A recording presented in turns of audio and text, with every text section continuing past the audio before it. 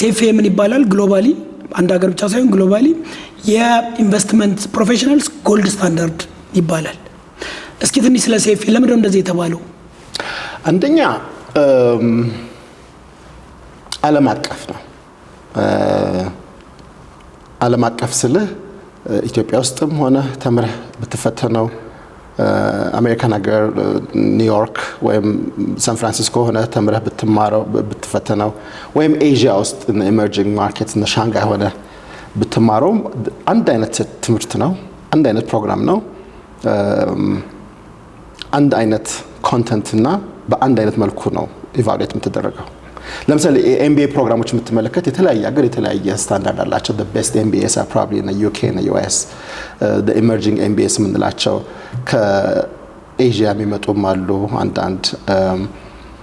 ግን ሌሎቻችን በMBA ራንኪንግ ላይ በጣም ወደታች ነን ካሪኩለሙ ይለያያል ፎከሱ ይለያያል የCFA ፕሮግራምን ልዩ የሚያደርገው በእንግሊዝኛ they call it the great equalizer